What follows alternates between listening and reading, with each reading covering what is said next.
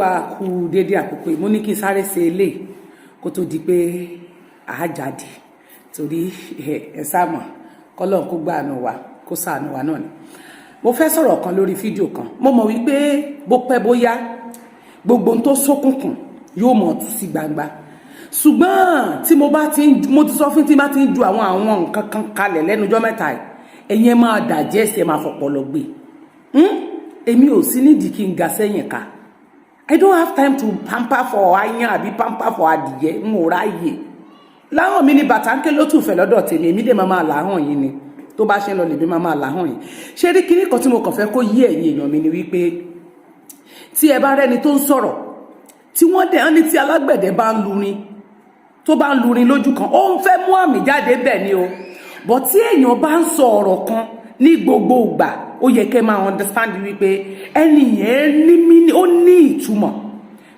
mo fẹ́ fi fídíò kan wọ̀nyí lórí àjẹ́ndà tí àwọn Fúlàní ní Fúlàní ò kì í sára wa ní Nàìjíríà Haúsá sì jára wa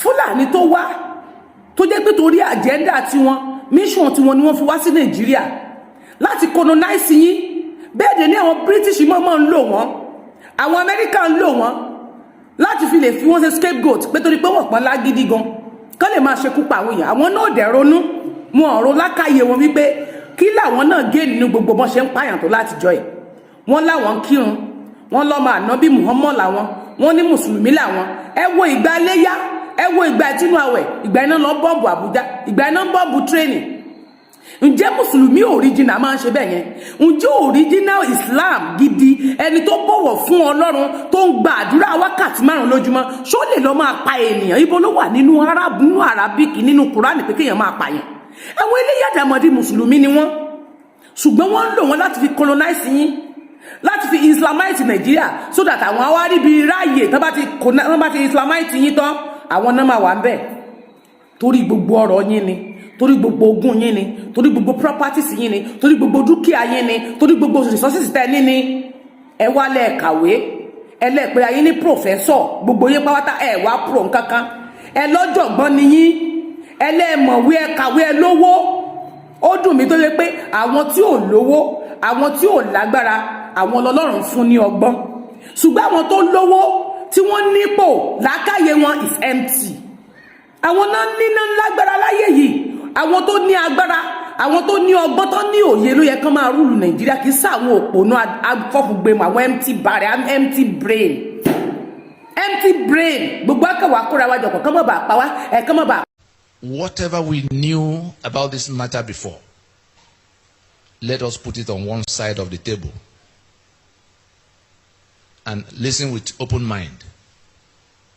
By way of further introduction, yes, I'm a lawyer of 26 years with specialty in jurisprudence, and I've been on this task for quite a while.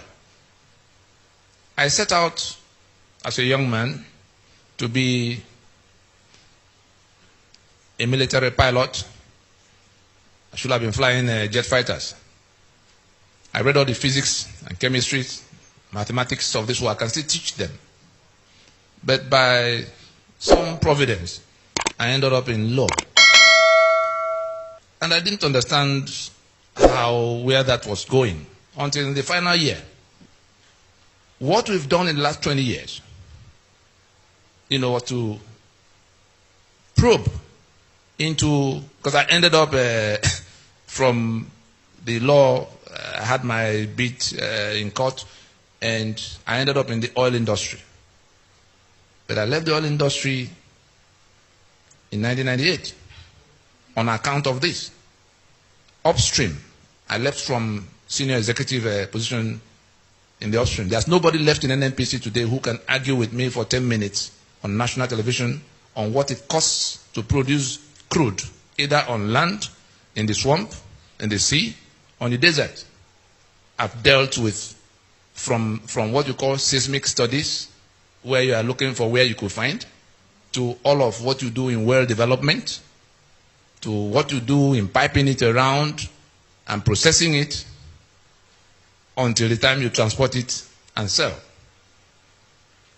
But why did I leave? Because I came face to face with the document by which Shell and Mobil, Egypt, Arab were operating. And I said to myself, what could this mean? Does it mean we're not the owners of this land? That these foreigners will dictate the terms by which they operate? I'm sure you've seen their signposts, those of you who came from Port Harcourt area. NNPC Shell joint venture, Shell operator. Of anyone you see, the operator is foreign. You have a business, a joint venture. You are not to know what it costs to produce whatever it is that joint venture has to do. It is that foreigner who will write down whatever he writes down, and whatever he declares as profit is what you now share. So I began to ask myself, how did we get to that? And it's not a 2-year contract, it was a 50-year lease. Signed off between 1967 and 1969 by people who could not even read properly what was written, under circumstances in which they just signed first and it was explained to them later. How did we even arrive at that point in 1967? We began to probe. It came to where I had to leave everything else to say let's even because we found out there was nothing to be found in our archives. We asked some of our elders, people with gray hair, people who went to negotiate the independence for Nigeria. I happen to have spent plenty of time with the last of them who were alive in course of the last 20 years at least. And Nohoro, for instance, spent the last 7 years of his life trying to undo what they did in going to sign us up into this union. We shouldn't have been. But first things first, the research from the known to the unknown led us to where we had to go to. You know the way WikiLeaks gets its information? We had to get the information we were looking for by all means. We broke into the British archives using all available technologies. And by the time we saw what was in black and white, some of them with instructions that they should not be typed, because any day the wrong eyes see them, the whole edifice will come crashing down. Those documents are inside this room now. And we traced things from that way back to what became 1914. And from that 1914, before 1914, when we landed in 1900, when I'm sure some of you might have heard about the Royal Niger Company, that the British had to pay £865,000 to take over the trading areas in what they consolidated in readiness for the annexation of Southern Protectorate with the Northern Protectorate. That question of paying £865,000 at that time, somebody bought something from somewhere, and that person is still the owner of that piece of estate. The Nigeria you have, yes, hold it there. The Nigeria you have is a joint venture. You saw Prince Charles the other day, and he came. You saw the sitting arrangements. We've not moved from where we were as at that time they created the union. It was a business venture. It was the trade of the era, to go to wherever you can, beat them down, take whatever you can. So the British, the French, everybody was doing their own everywhere. But what became Nigeria was where the British had come towards this axis, and they managed to make their first landings. I'm sure you know about the Lagos colony of 1861, how Kosoko and Dosumo, like that, the oil rivers. They came from the Atlantic waterfront, entered into trade treaties and protection treaties with some of those trading partners in little bits and patches. Those treaties, dating back to the 1840s, 50s, 60s, and all of that, was what the British had in their hands at the time. They were pushing northwards. This is Atlantic. You see Lagos there, you see Port Harcourt here. This is the Atlantic waterfront. This British came. You can see that apart from River Niger, the map is divided into two sides. The British entered from this side, and all the parts in that lower part were already in their hands at the time. On the other side, I'm sure you all remember the jihad, which we still have. You remember that they were foreigners too who invaded, landed in Sokoto, 1804, and conquered the portion in green. The portion in green in your map. They overran them. 1804. The British came in the 1860s. That means they were here 60 years before the British got here. Now, having secured that portion that you see in green, they were pushing downwards. They also wanted to get to the Atlantic waterfront. The British wanted to get to what was left on the east. On the eastern side is Cameroon. On the northeastern side is Chad, then Niger, and then Benin Republic to the left. The French had already taken all of the other places. The British would have pushed all the way to here, if not for that caliphate that was already occupying here and pushing downwards. They met halfway in a fight that happened in the Ilorin-Benue axis. Caliphate coming to the ocean, the British trying to secure the balance of the land. After a short while, it occurred to them, we're on the same mission, oh boy. Two robbery gangs after the same target. Say, why do we fight ourselves? Why don't you bring what you have? I bring what I have. We consolidate it so that we can share the benefit of having it permanently.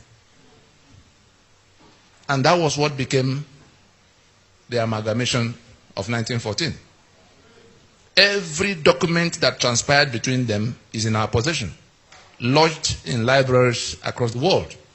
Whatever they choose to do is already too late to be able to reverse the actions that have been initiated to salvage ourselves from what they've landed us into. Now, having reached that agreement, I'm sure some of us recall when the Caliphate was talking about dipping their Quran into the Atlantic Ocean. That is, they were telling the British at the time this matter of Nigeria, because it was for them a matter of conquest. That is, they had to conquer. But the British came with something else. They said, well, whenever you guys are done with whatever you came to do, we'll push on until we dip our Quran into the Atlantic Ocean. Anybody here ever heard about that? Wonderful. Now,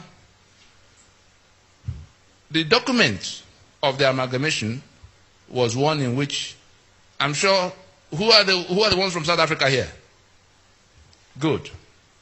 The apartheid, what the Boers did in South Africa was exactly what the Fulani did with their British friends over our heads here to make this place their own over the heads of the owners of all the lands. A master-servant relationship. This is an excerpt from a telegram from the Secretary for the Colonies explaining what they were about to do, because they didn't tell anybody in southern Nigeria that they were going to lump us together with the people of the north. The discussion was strictly between them and that caliphate. It was a German newspaper that leaked it for the first time on the 26th of December in 1913. It took almost 15 years of day and night exchanges, meetings, travels to piece together all those parcels of land that came under those treaties. They didn't tell them where it was all going. Everybody thought they were still, the Shekiri thought they were still in their treaty.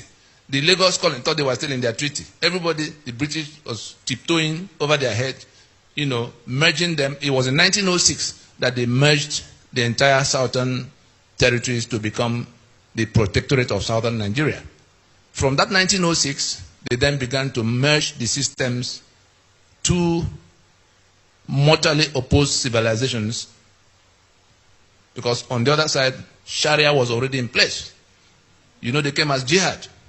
How do you create one political union with a group that owes it a duty of faith to kill the infidel? That duty never changes.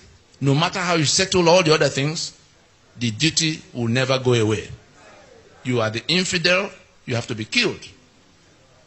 They have a right in that their faith to lie to you. They call it taqiyya. They deceive you into thinking you are in another business until you get killed. And they are also of a feudalist worldview. You know what feudalism is? All men are not born equal. No matter what you do, what you achieve, you are no more than the slave you are to them, even if they have nothing or no education. Between the two, a terrible alchemy that as a slave, you dare not compete with your master for the ownership or control of whatever. The slave does not have a right to anything, no right to property, not even right to life. You can do away with your slave, kill your slave. And that was the civilization that was already in place, and the British knew. But they were also, they too were, what do we call them? They were feudalists too. And one thing led to the other. Eventually, they were able to piece it all together. That I'm now reading from that cablegram. Secretary of State, Secretary for the Colonies, his name was Harcourt, the one after which Port Harcourt was named. He says, in explaining what was about to happen the day before it did come public, that we have released northern Nigeria from the leading strings of the treasury. The promising and well-conducted youth is now on an allowance of his own and is about to effect an alliance with the southern lady of means. I have issued the special license, and Sir Frederick Lugard will perform the ceremony. May the union be fruitful and the couple constant. Secretary for the Colonies, Lord Harcourt, boss of Lord Frederick Lugard, referring to the import and purport of the annexation of the then Protectorate of Southern Nigeria to the Protectorate of Northern Nigeria. So what they reported to you as amalgamation, as if there was some coming together of equals, was actually an annexation. And the purpose, what the British came to do, back to that map, please. Back to the map where what the British came in search of were all on this axis. But the people they met here provided resistance. You know what they call resistance? They fought and fought and fought to make a landing. I'm sure there are Yoruba people here. I'm sure some of you have heard your song many, many times. If I begin it, will you be able to join me to end it?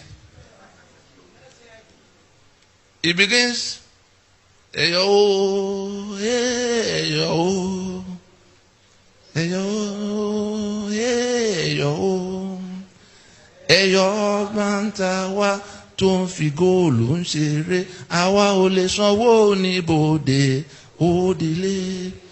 The clause I want you to take from it, àwa ò lè sanwó ní bòde òdìlé. Your great-grandfathers fought the British for years and years, preventing them from landing. And your song you sang now was the victory song composed. We will never pay custom duty to these foreigners on our waters. Today, 58 years into your independence, you are paying that customs religiously to people from this part. And from independence to date, not one of you had ever qualified to be Controller General of Customs. Now, I can give you up to 20 of these kind of examples. Who has ever been to Lagos Island, the Victoria Island here? Does anybody know where Bonny Camp is? Does anybody know where Eco Hotel is? The road that goes from the front of Bonny Camp to Eco Hotel, what's the name of that road? Ahmadu Bello Way. When you stand on Ahmadu Bello Way, is there any other thing to do to go to the ocean? You are on the last firm piece of land before the Atlantic. Have they not dipped their Quran into the Atlantic? Who collects the rent? The landlord or whoever? It's not the landlord that collects the rent. They take away over 2 trillion from these port operations every year. I won't call it misfortune. It so happened that a few months after Tinubu handed over to Fashola, we were at an event. He sat next to me. He was to speak before me. He finished, and I took over the microphone, and I asked him, I said, Governor Emeritus, in the 8 years you were governor here, what was the maximum sum you got from federal allocation? He was quick to remember. There was 73 billion naira. I had documents with me in that event showing that in all those 8 years, Nigeria did not take away anything less than 1.6 trillion as from port operation alone. 10% of 1.6 trillion is 160 billion. 5% therefore, 80 billion. Lagos getting 73 billion in the maximum meant that Lagos in those 8 years did not get even 5% of what Nigeria was taking away from their place. The event collapsed. It was a blue roof in Ikeja here.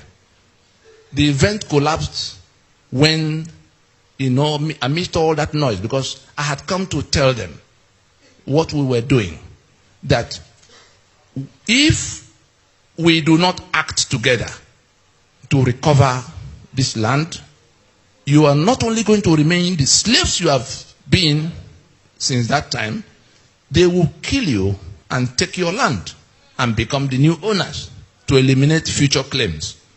At the time these things were happening, we had also, in this project, we had also gone around the country whispering at that time to the other people who were in the same danger.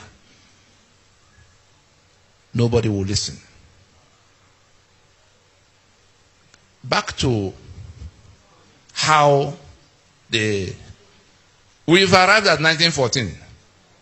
Therefore, Nigeria was, as at that time, intended to be a marriage between the northern and the southern lady of means. I'm sure you hear about oil industry, Ijo, blah, blah, blah. Who has been to Owerri here before? Does anybody know where they call Shell Camp in Owerri? Is there anybody here who has ever heard about Shell Camp in Owerri? There's a place called Shell Camp. I'm sure you do not know that Shell was headquartered in that place for 42 years, going to Port Harcourt in 1960. And it's not a small facility.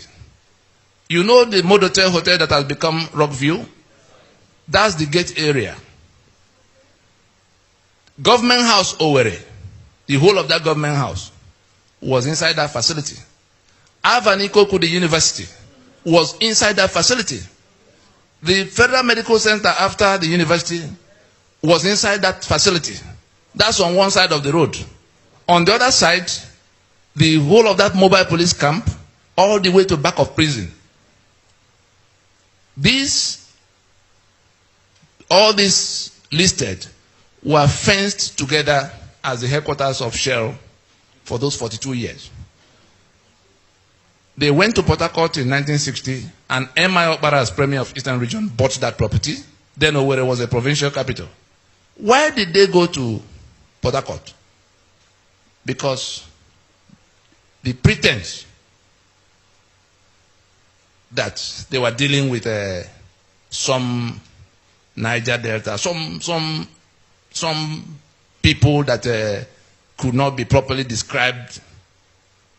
They just wanted to create a woolly condition around that discussion because the Igbo fought them. Ovarewe, the Oba in Benin, you know how it ended. The King Jaja of Obobo, the one they had to send on exile, who migrated by himself from Amiibo, next to Nkwere. That's where he came from.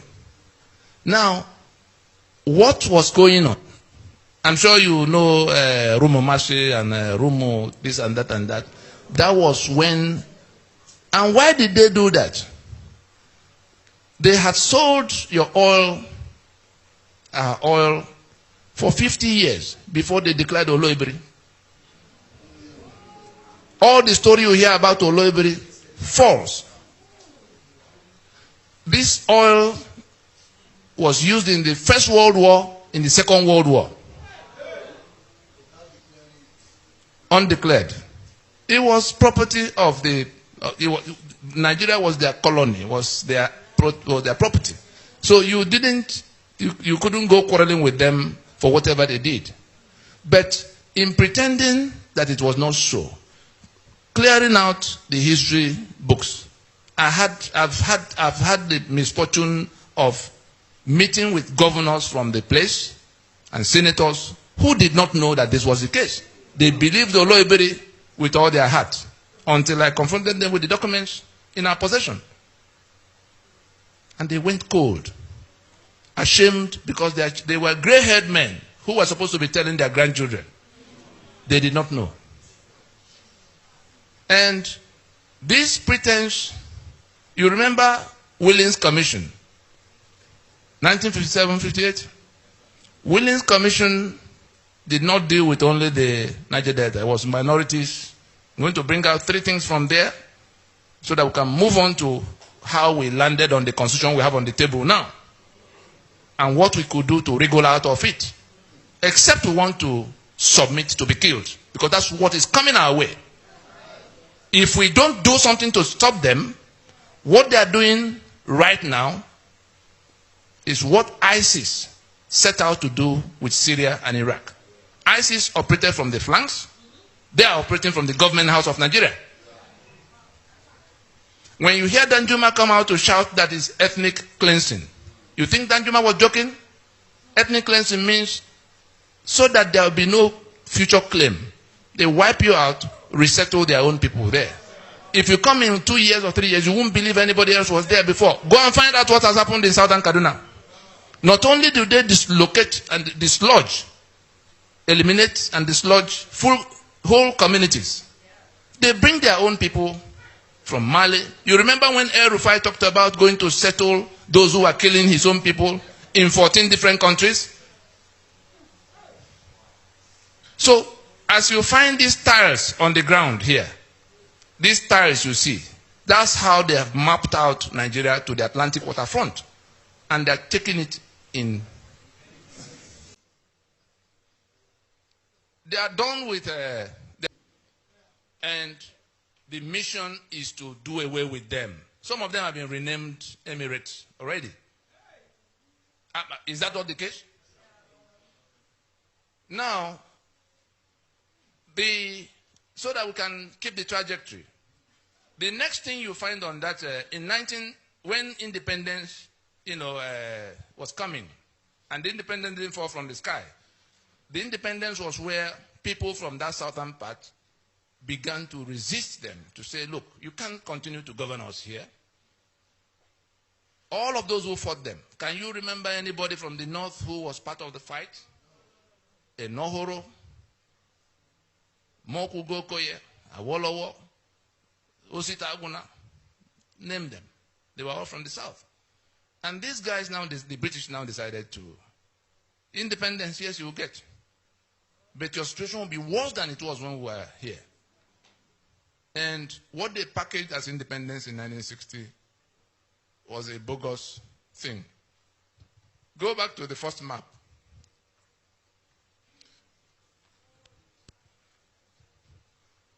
Now, yes, wonderful. That's how I want it. You see this line here? This was northern Nigeria. This is southern Nigeria. Can you see the landmass? When independence was coming, they conducted a census. The whole of this place had 17% of Nigeria's population. 17%. The British, because of what they had in mind to create, a political structure that will make this one's permanent majority in all political decisions to be made in Nigeria. So that they can sit in Buckingham Palace and talk to Sokoto Palace and take whatever they want in Port Harcourt and Lagos without talking to any of you troublemakers. That's the whole purpose. And they've had it for 100 years plus. And we're still here swearing to defend and uphold the constitution they imposed that make us slave. When did Isaac-Boro arise? Was it not 6 years down the road that they declared Niger Delta Republic from the same disputations that have now brought about Mend and the Avenger? Was it any different? They didn't keep that. The other part, who is from the Middle Belt here? The killings that are going on in the place. If you look at this north now, it hasn't changed. These boundaries you see here have not changed. That north that begins from here, this is about Gakem area, to Meduguri and Sokoto there. The portion in green, these 12 states that passed Sharia, Ahmadu Bello wanted Sharia for the northern region, going into independence. That's when the British go away, it will be Sharia for his region.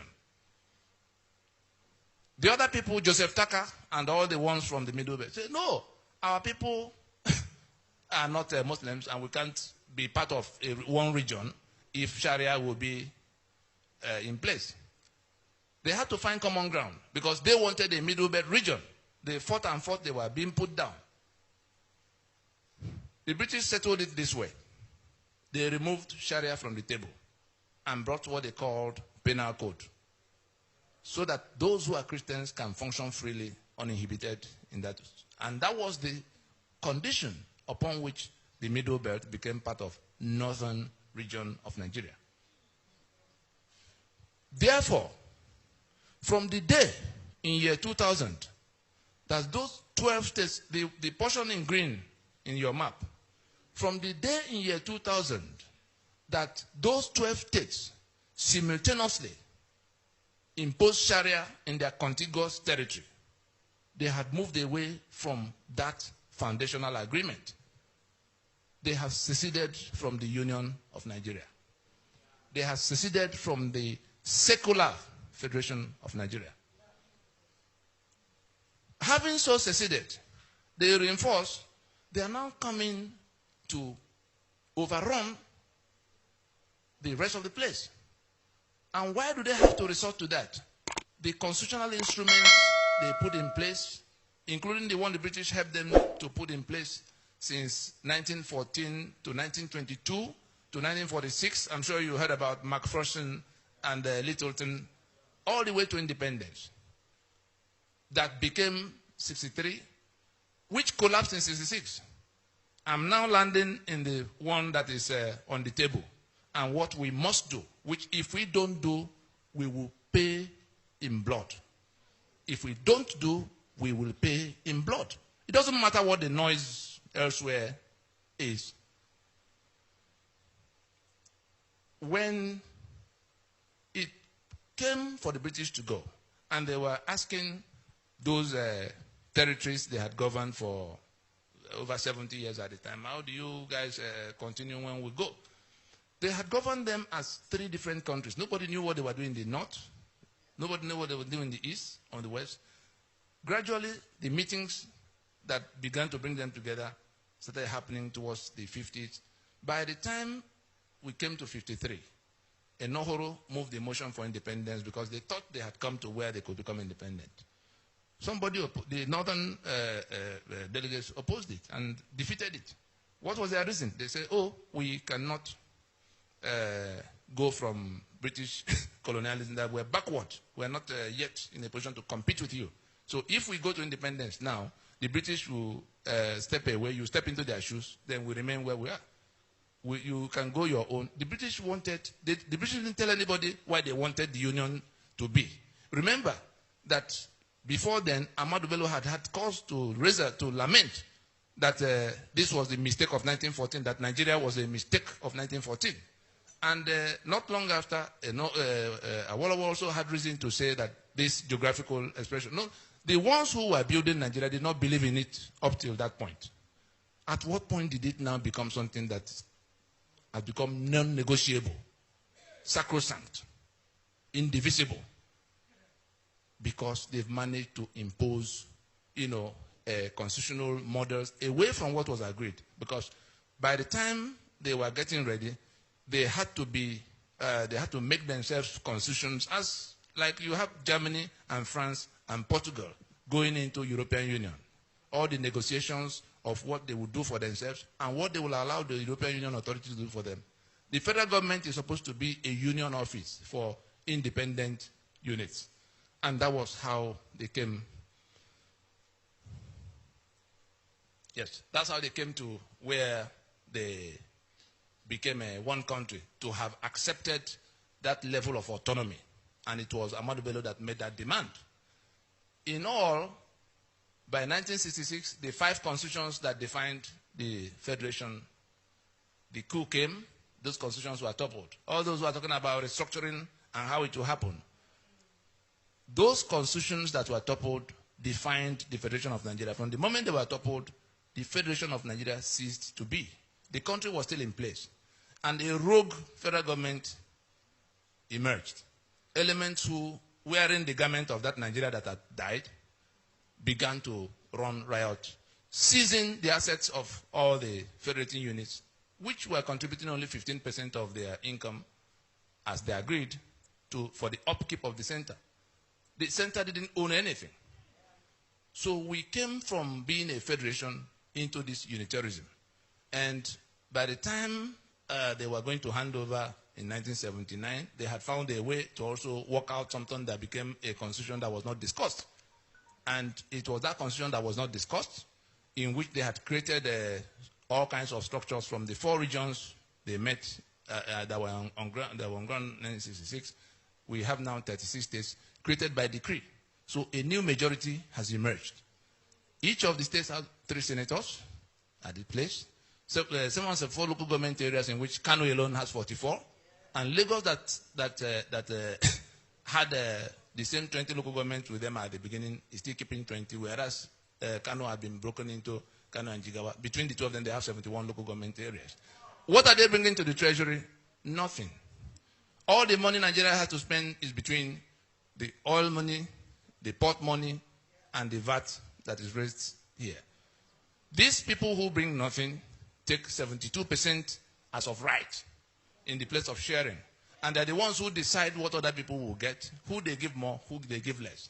And in all of this, democracy, let me just refer to the documents you have in one of the documents, you see where we try to define democracy, that we do not have a democracy because democracy is government of the people, by the people, for the people. In those three legs of definition, Government of the people means that you, in exercise of your right to your sovereign right, decide the supreme laws of the land.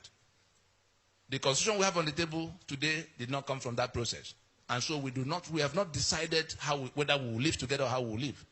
The second leg is of the people, meaning that only your vote can send people to government house. And when they get to government house, they can only function according to that constitution you already made. Do we have that? The third leg, for the people, meaning that those who wield government powers must do so not only in accordance with what was put in place in the constitution, but for your benefit. The reason we don't have the things that should have been coming to you as citizens is that you have not written the script of what should happen. And so you have in this constitution provisions that exclude responsibility towards you. Section 6, subsection 6C of your constitution absolves government of all responsibilities towards you. They don't owe you any school, they don't owe you any hospital, they don't owe you anything. Anything they do, they are doing out of the milk of human kindness. That is one. You have appropriation provisions. Section 81, section 82 hands over the keys to the treasury to the president. Section 121, 122 hands over the keys to the treasury to the governors. So they don't owe you any obligation. They have the spare key to the treasury. They have immunity in section 308. At what point are you going to get anything from them? How did you come about that constitution? By imposition. And what all the cry and demand for repairing this place goes to is to say, let us accept we have departed from the foundation of being a federation. Because if we were a federation, Lagos Port would belong to Lagos, oil and gas of Niger Delta would belong to them. The middle belt, where killings are going on unabated, unchallenged, will have the right to defend themselves because they will have guns.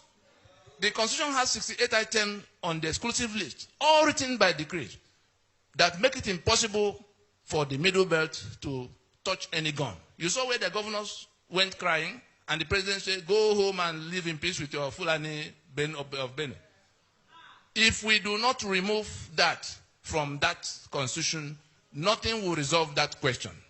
As it is for those killings, so it is for electricity. I cannot generate electricity because it's on the exclusive list. Lagos has 40 million people. It cannot generate electricity. Imagine the day comes that California cannot generate electricity and have to wait for Maine to come and give them electricity. They will leave the union. Imagine the day that Texas is no longer in control of its oil fields. Would they remain in the union for 24 hours? And it's supposed to be a federation. What is a federation? So we're in a fraud now in which the federation that collapsed is being sustained by brigandage, and they have imposed a constitution that we can no longer question. And anybody who says, what are you doing? What was Abiola's offense? Do you know why Abiola was killed? The servant does not rule over his master. So it's not only Jonathan that had to be chased away because he wasn't one of those who could preside. These same people are doing the killings in the middle belt, doing the killings in the east, doing the killings in the west. They are the ones who seized everybody's asset. They are the ones who imposed this constitution. And you join them to go to elections under that constitution. By what constitution would they govern? Anybody who wins in this election, by what constitution is he going to govern? You are reinforcing your enslavement. And if they kill you in the process, it's your ignorance that killed you. We've been going all over the place trying to tell people that this is what is the case. They are not listening. We went to the men of God in the land, without exception, quietly. Sir, here's the problem. If Desmond Tutu did not join Mandela in South Africa, would you not still be in apartheid now? Where are all men of God? If not for people like this, who say, look, enough of this thing being said in quiet places. There's nothing I've said here that I've not said on national television. There's nothing I've said here that I've not said to the faces of those who have been governing Nigeria with this illicit decree. They are committing treason against the rest of us. They are committing treason against the rest of us. Because they put our signature on the document that sees our assets, that sees our lives. And we say, We have tolerated this document for 20 years, since 1999. We will not tolerate it any further. All of you, by the time they finish the election, less than 1,500 people will be sworn in as the ones who have won in the election. 180 million people are in danger. And they have managed to get you to come be on one side or the other. Put your mind the day after the election. The people who win will have to swear to defend and uphold your enslavement. The summary of what we're telling our people now is that processes have been undertaken. The majority, the whole of the South and the Middle Belt, have been told and shown what the problem is. That constitution must go down. Those who are going to contest under it are doing so for their intestines, not on your behalf, whatever they say. If you do not wake up and go to what will work for you, you are not only going to remain in your situation, they will come to where they turn up at your doorstep with their AK-47 on their mission to conquer. Let us leave it there.